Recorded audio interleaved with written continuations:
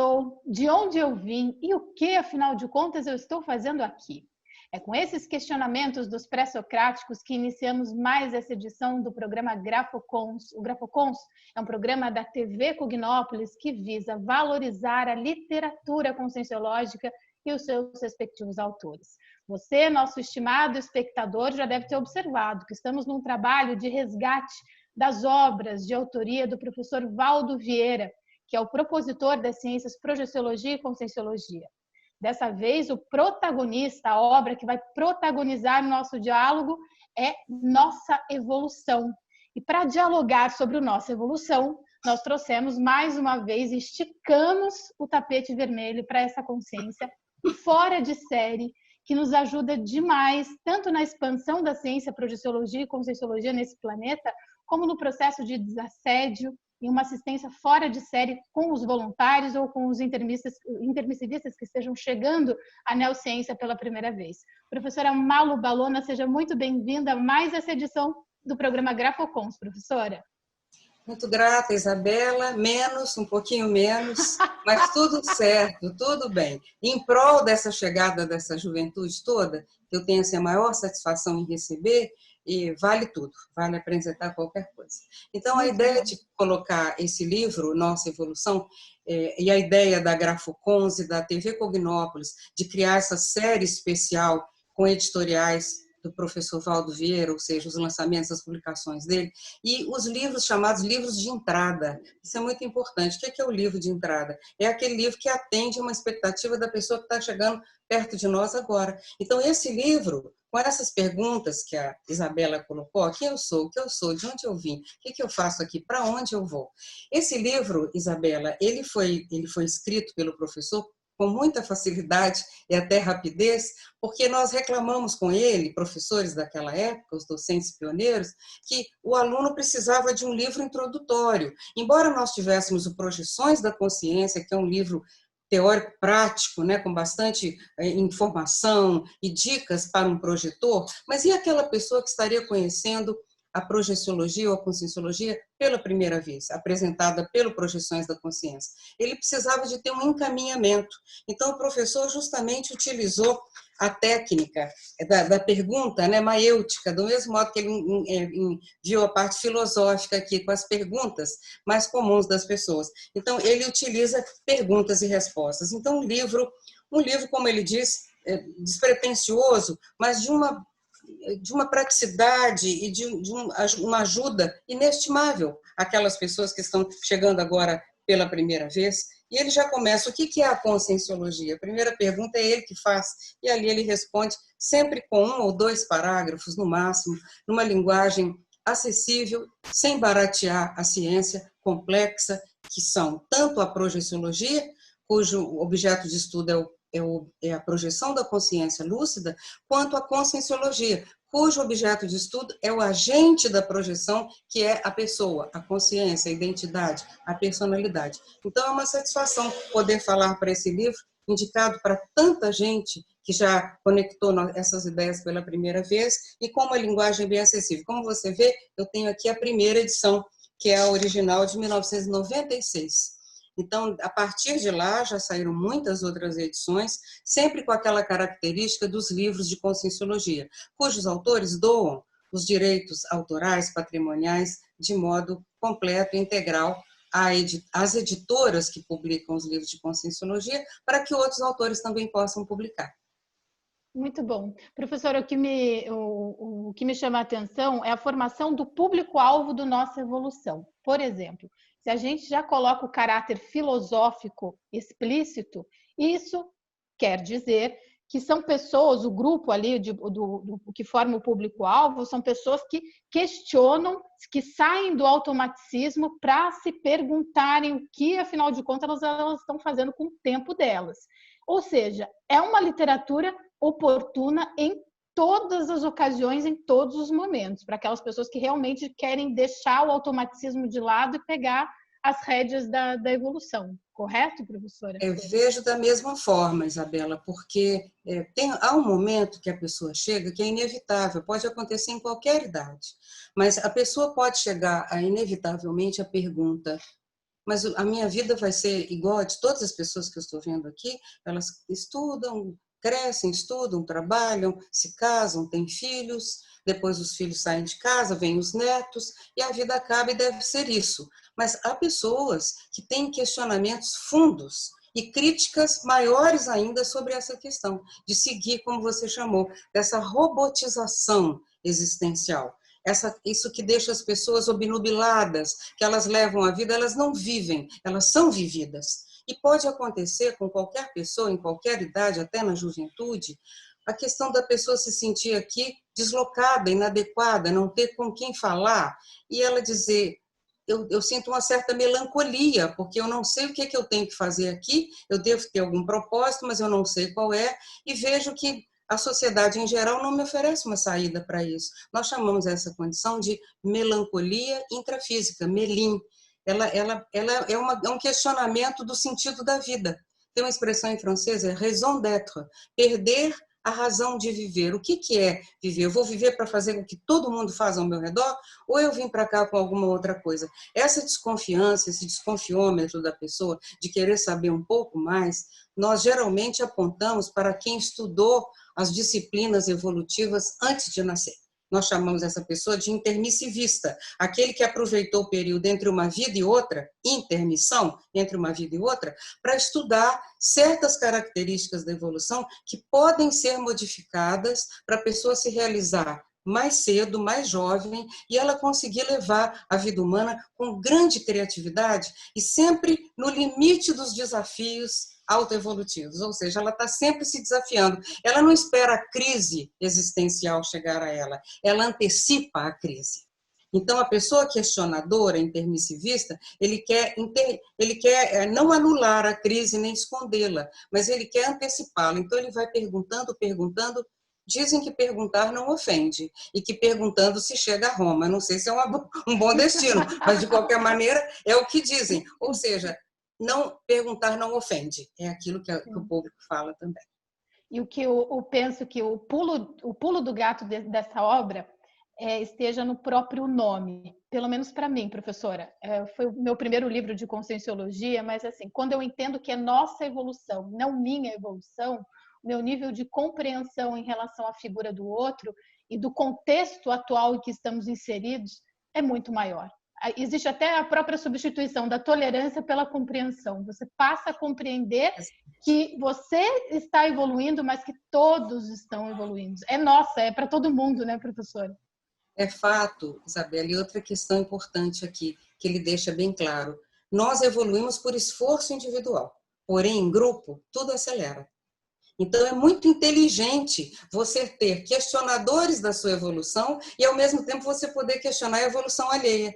Isso se faz pela crítica, pela criticidade. Você observa, eu comentei aqui no início, a pessoa só de olhar que a vida humana oferece tão poucas opções em termos de criatividade íntima, se a pessoa for seguir o roteiro social comum da sociedade convencional, quer dizer, eu cresço, eu cuido da minha saúde, eu estudo, eu arranjo uma profissão, arranjo um parceiro ou uma parceira, caso e tenho filhos, e depois acontece isso aí, e depois eu posso ficar doente e morrer, porque ninguém vai ficar aqui. Então, fica, vamos dizer assim, umas opções muito restritas, e a pessoa sabe que existe outra coisa. Ela acaba questionando isso de alguma forma, e quando ela vê que ela sozinha, ela pode até caminhar bastante, mas ela em grupo, se ela demorar um pouquinho mais a caminhar, ela vai caminhar com muito mais segurança, porque ela vai ter em volta exemplos. Então, a vida humana é um exemplário de nós para os demais e dos demais para nós, para a gente usar as melhores opções,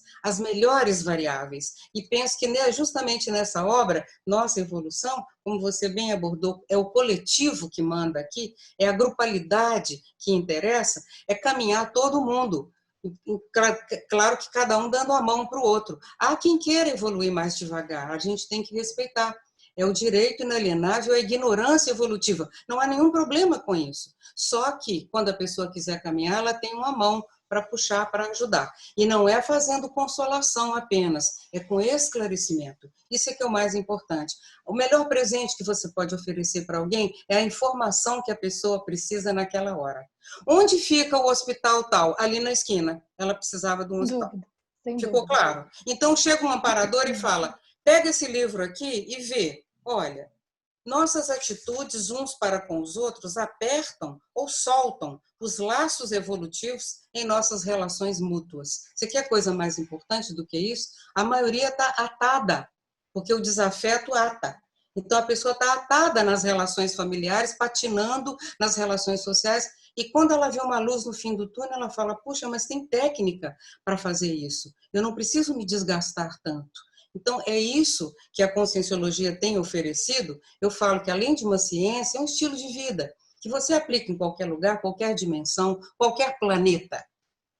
Sem dúvida, sem dúvida. E fica ali como uma profilaxia, se eu puder compartilhar essa experiência, que para muitos intermissivistas, para não dizer para todos, a obra em si, o que está colocado ali no nossa evolução, faz muito sentido.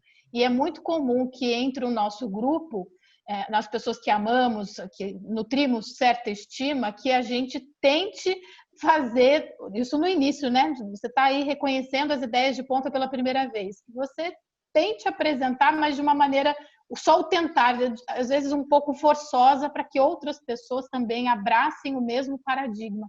E isso não é bacana, né, professora? Assim, Não é nada, não é não nada ajuda em legal. nada. E a intenção é boa. Vamos supor, você descobre uma coisa que funciona muito bem para você, tem dado muito certo. Uma técnica de viver, uma postura, enfim, qualquer coisa.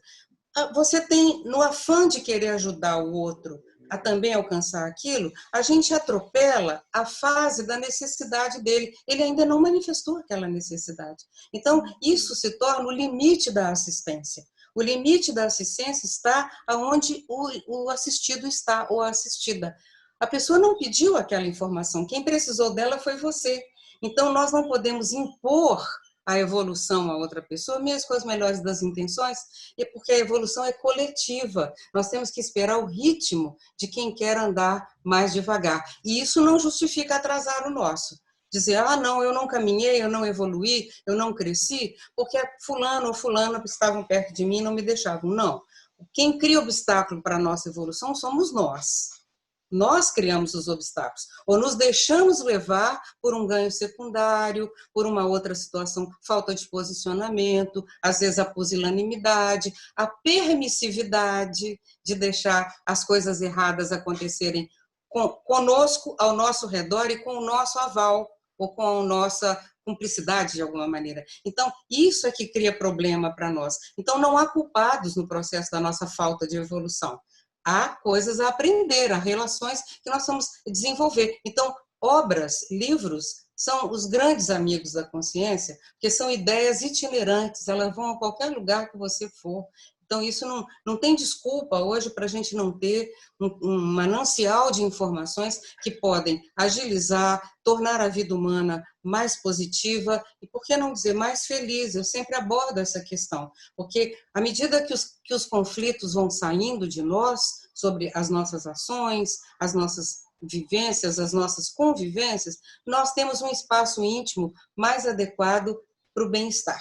E esse bem-estar acaba sendo global na nossa vida. E ele é visível, se vê no rosto, se vê em tudo quanto é lugar.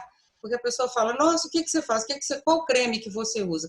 Eu trabalho com a anticonflitividade, é um creme muito bom. Não é feito nem na França, é fabricado no Brasil e qualquer um pode pegar. Chama Conscienciologia. Utilize. E é gratuito, porque tem download gratuito de livro, tem curso gratuito, tem debate gratuito, tem tertúlia gratuita. O que está faltando? Falta a sua ação, a sua decisão de chegar e falar, não, eu quero responder essas perguntas aqui com muita seriedade, eu já vi que dá para a gente fazer, não é nada impossível. Isso aqui não é um manual técnico de evolução que a pessoa não consiga alcançar. Até a leitura já é fácil. Dizem que tudo que você consegue compreender, você já consegue pôr em prática. Um exercício interessante de fazer com nossa evolução, professora, se você permite, é traçar um comparativo do nosso paradigma pessoal com o paradigma consciencial que o professor Valdo discorre em todo o livro. Ele apresenta o paradigma consciencial. Aí a pessoa poderia fazer a seguinte atividade. Qual o tema ali do paradigma consciencial que mais fez sentido, que desceu redondo, que para você é irretocável, e aqueles que existiram certa resistência, aqueles tópicos que existiram certa resistência. Dá para revisitar esse livro várias e várias vezes, né, Malu? Os livros da Conscienciologia, principalmente aqueles chamados introdutórios, eles são os de cabeceira, porque o fato dele ser introdutório não significa que você leu e acabou. Às vezes não pratica nem 80% do que está aqui, às vezes nem 90% do que está aqui, ou às vezes nem 5%. Então, ele é introdutório porque ele serve como um balizamento. Agora, todo manual, ele é prático, ele é para a sua vida diária. Portanto, ele pode se tornar, assim, o seu livro de cabeceira e você revisitar o livro. Você, ao revisitar o livro, você fala assim, nossa, eu não tinha percebido isso aqui. O livro não mudou, quem mudou foi você. O livro continua lá com as ideias dele, mas você amadurece, a sua leitura muda. Então, é muito importante, e é interessante nessa obra, Isabela, que o professor foi fazendo um crescendo da autocognição. E você usou a expressão paradigma. O que é um paradigma? É um modelo. Um modelo científico, por exemplo, um paradigma. O paradigma da ciência é um paradigma conhecido da maioria das pessoas e ele é materialista, ele trata da matéria física aqui nessa dimensão. Então, é um paradigma. Um paradigma religioso, por exemplo, já trabalha com crenças, verdades absolutas, imutáveis ao longo do tempo, que a pessoa conserva século após século, milênio após milênio, sem nenhuma atualização nem comprovação. Então, é algo que a pessoa, é uma verdade jamais comprovada, enquanto que a verdade da ciência, ela é temporária, ela fica ultrapassada, sediça, obsoleta e já precisa ter outra teoria para substituir aquela. A grande vantagem do paradigma da consciência é que ele segue o modelo da evolução. Então, à medida que a consciência amadurece, o paradigma expande.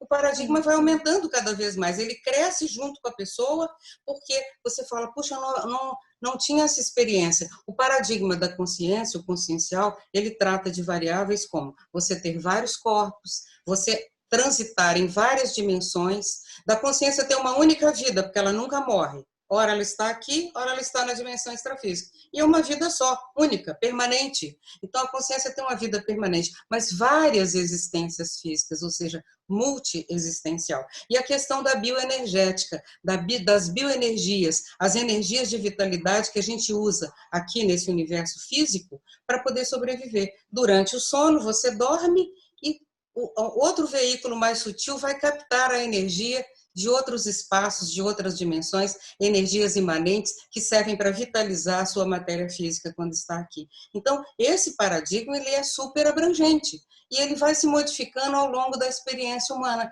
À medida que a consciência evolui, o paradigma vai ficando cada vez mais extenso. Por quê? Porque você alcançou uma nova parte da experiência que antes você não possuía. Então, há muito para se aprender num livro aparentemente despretensioso e introdutório, mas que pode ser explorado 1 milhão de vezes de muitas maneiras diferentes. E quem alicerça todo esse paradigma consciencial que a professora Malu comentou há pouco é o princípio da descrença, isso que é interessante. Então, nós estamos pedindo, nem solicitando crentes em relação ao paradigma consciencial, mas o convite é para experimentação. E talvez, professora, a própria projeção da consciência, que também é bastante mencionada no livro Nossa Evolução, já traga um aparato de informações muito relevante para a pessoa experienciar efetivamente o paradigma consciencial, correto? Sim, porque você vê, a ciência já usa, até certo ponto, o princípio da descrença, o princípio científico, né? Você não acredita que tem um micróbio ali, você vai para o microscópio, que tem um vírus tal, você faz o estudo, e graças à ciência e essa comprovação dos elementos que são apresentados como hipótese, a gente vai lá. Então, não há crenças na ciência. Você não acredita que tem outros planetas, você vai lá e faz a pesquisa, o astrônomo, o astrofísico vai atrás da pesquisa e ele encontra, não a prova, mas ele encontra o fato. Então, na dimensão material, os fatos comprovam as pesquisas. Agora, quando se trata de uma pesquisa multidimensional, abrangente, que fala de vários corpos, várias vidas, das energias, você imagina quantas variáveis a gente não põe aí. Mais necessário ainda é o princípio da descrença, ou seja, eu não acredito que eu tive uma projeção consciente, eu tenho certeza e convicções pessoais, porque eu tenho no outro dia as comprovações íntimas e fora de mim também. Uma pessoa pode sair do corpo e encontrar com uma outra, ou já falecida, e saber de um fato que nem os familiares sabem. E quando aquilo é trazido, tudo é impactado, porque de fato existe aquela condição que a pessoa comentou. Está ali, às vezes é um documento que ficou guardado, que ninguém sabia, enfim. Há muito esclarecimento extrafísico das consciências extrafísicas consciex para com as consciências intrafísicas, que somos nós, as consciências. Essa troca interdimensional de informação sempre existiu, mas havia sempre um ranço religioso, de mistério, de misticismo, que cercava isso de uma cortina de fumaça, que justamente a pesquisa conscienciológica, ela veio desvendar e tirar isso tudo, dando a oportunidade da experiência pessoal. Eu comentei outro dia com colegas pesquisadores que a parapsicologia tentou fazer um bom trabalho, mas ela confundiu papéis, porque o parapsicólogo cientista não era sensitivo, e o sensitivo não era cientista. Então, ninguém se entendia e todo mundo dizia que era alguma coisa. Isso criou um descrédito enorme, por isso que ela não progrediu como poderia. E ela só pesquisava a questão física. Ela estava muito presa ao modelo tradicional da ciência e do paradigma convencional, que ajuda muito, em muitas áreas ele é imprescindível e ninguém pode desistir de empregá-lo. Contudo, o paradigma consciencial exige um modelo diferente. E o princípio da descrença é que vai criar salvaguardas, a parassegurança, para que a pessoa não leve gato por lebre. Porque senão ela pode se enganar. Uma pessoa tem uma experiência fora do corpo e cria uma religião, porque ela acha que viu Alá, Buda, Jesus Cristo, qualquer coisa desse gênero. E isso cria muito problema em relação ao entendimento da humanidade sobre as questões extrafísicas. Então, muito importante o princípio da descrença. A pessoa cética não quer dizer que ela não admita aquela realidade. Ela só quer ter as experiências próprias, para autoconvincentes, para que ela possa dizer, de fato, isso aqui é real. E ela aí desempenha e inicia uma pesquisa comprovável, porque existem muitos fatores comprobatórios. Hoje em dia, há mais fatores comprobatórios de que a consciência não depende do cérebro físico do que comprovação de que ela depende. Já existe muito mais informação a esse respeito. Não existia isso, Isabela, há 3 décadas, quando eu iniciei essas pesquisas, há 34 anos. Era difícil, era árduo falar dessas questões, como nós falamos em ambientes totalmente, vamos dizer, às vezes até hostis e áridos para essa realidade. Hoje não, hoje a gente vê pesquisa saindo em tudo quanto é lugar sobre projeção da consciência, experiências com bioenergias, a questão de múltiplas existências, a seriexialidade, enfim, que há veículos mais sutis além do corpo físico. Isso tudo hoje saiu do domínio da religião. E nós estamos numa posição muito confortável. A conscienciologia, para a ciência convencional, nós somos religiosos. E para os religiosos, nós somos ateus. Então, isso é uma condição muito boa. Eu já comentei isso aqui, mas é bom enfatizar. Por quê? Porque mostra que é um modelo novo, é uma outra maneira de pensar. E isso ajuda a entender. Por isso que obras como essa aqui podem ser muito úteis no encaminhamento das suas dúvidas, porque ele trata justamente disso, questionamento, dúvidas e respostas de verdades relativas, mas verdades relativas de vanguarda. O que eu tenho muita curiosidade de saber também é em relação aos parabastidores, porque, segundo você comentou ali nos bastidores da nossa conversa, o lançamento do Conscienciograma, ele também se deu em 96, né? Então foram os 2 livros, foi o Nossa Evolução e o Conscienciograma em 96. Sim. Qual que era o contexto, Malo? Já que você estava ali ao lado do professor Valdo, se você tem como compartilhar alguns bastidores ou para-bastidores do público em si, do público-alvo e do para-público em relação à receptividade dessas obras. Agora, você vê a flexibilidade do paracientista, do lexicógrafo, do pesquisador da consciência, como o professor Valdo Vieira é. Não vou dizer que ele foi, porque é apenas o Soma que não está mais conosco, ele é. Por quê? No mesmo ano que ele lança um livro, que eu sei que vocês abordarão nessa série especial de editoriais com o professor Valdo, do professor Valdo, de autoria dele, que é o Conscienciograma, quer dizer, o nome já é bem esclarecedor. Grama é medida, medidas da consciência, né? Uma avaliação da consciência integral. No mesmo ano, ele lança um livro introdutório e uma outra obra complexa, sofisticada, que ele começou a elaborar lá pela década de 60 e que na década de 90, no iniciozinho da década de 90, é que ele começou a apresentar para nós aquelas folhas de avaliação da consciência, porque ele precisava criar primeiro conosco a massa crítica. Para esse aqui já havia massa crítica, perguntas introdutórias, mas para o conscienciograma, uma autoavaliação profunda e complexa da conscienciometrologia, que é uma especialidade, já não havia. Então, foi naquela época justamente que nós apresentamos o curso SCP-1, curso de extensão em Conscienciologia e Projeciologia 1, da qual eu sou propositora e coautora, porque ele nos entregava as folhas ainda do conscienciograma recém-feitas, para a gente testar nos alunos. Então, você vê, 96, um livro que é um manual introdutório e um livro sofisticadíssimo, que vocês vão abordar em edição especial logo à frente. Isso, então, mostra como a conscienciologia, na condição de ciência, ela é aberta, ela é flexível, ela compreende os níveis evolutivos completamente diversos das consciências. E o professor fala que, em 1994, ele ainda teve que lançar um manual para o conscienciograma chamado 700 Experimentos da Conscienciologia. Ele lançou aquele livro 700 Experimentos como um manual para se entender, e é um tratado. No entanto, é um manual para se entender um outro livro de 100 e poucas páginas, e talvez um pouquinho mais, e, no entanto, a complexidade da obra era tanta que ele precisou daqueles testes. Então, até esse nome é muito importante, experimentos, porque tudo na conscienciologia é na base da experimentação. Então, é uma ciência que não é só uma ciência experimental para ver o que dá, ela já tem muitos resultados, mas ela é em cima do experimento da consciência, para que a gente possa chancelar. É isso mesmo? Excelente. Professora Malo, na próxima entrevista, talvez o tapete vermelho seja maior ainda do que foi dessa vez, embora você tenha achado que eu exagerei um pouco, mas não foi exagero, porque meu primeiro livro de Conscienciologia foi o Nossa Evolução, mas foi uma leitura casada com autocura através da reconciliação. Então, entendo. eu registro aqui a minha profunda gratidão, quebra de protocolo, direção, mas eu sou profundamente grata por toda a assistência e é valioso saber como o trabalho das mini peças se encaixam. De hoje ter saído da maca para assistir ombro a ombro com os amparadores intra e extrafísicos. Então, eu sou muito grata. Muito obrigada por essa participação e por tudo que você significa enquanto mini peça lúcida, professora.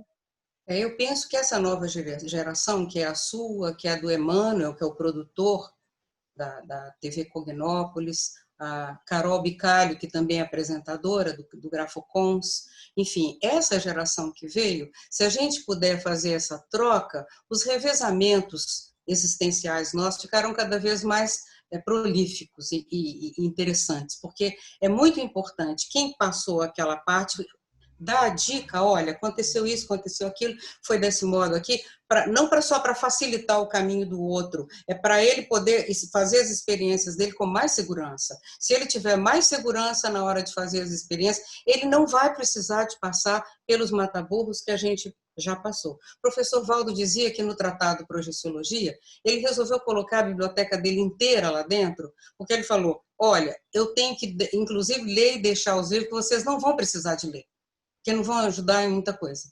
Então, ele dá o que também não funcionou para que a gente pudesse caminhar lá para frente. De fato, ele fez isso. Ele esgotou aquilo quase que historicamente no Projeciologia sobre o que havia nas primeiras décadas, no que havia sobre projeção consciente no mundo, com uma bibliografia extensíssima que hoje está no Centro de Altos Estudos da Conscienciologia, do CAEC, aqui em Foz do Iguaçu, na holoteca, né? Há uma biblioteca imensa de consulta lá, justamente com a bibliografia que o professor usou para escrever as obras. Então, eu penso que é trabalho, é dever, é tarefa dos pioneiros fazer esse revezamento. Por quê? Porque ele também vai aproveitar a mesma coisa quando ele chegar aqui da próxima vez, que vocês já estarão num outro patamar, ao mesmo tempo numa condição cronológica diferente, já deixando esse trabalho, e a gente vai poder retomar e beber daquela fonte com todas as atualizações feitas. Então, eu penso que essa forma é muito inteligente do autorrevezamento existencial intergeracional. Não há conflito entre gerações, há troca. Quando há conflito é porque alguém deixou de fazer alguma coisa bem feita. Excelente, professora. Muito obrigada mais uma vez pela sua participação e aguardamos tê-la conosco aqui no Grafocons muitas e muitas outras vezes. Obrigada, Malu. Grata a vocês, prazer nosso. E você aí de casa, muito obrigada por mais essa edição do Grafocons na nossa companhia. Excelentes reflexões, boas projeções e até o próximo programa.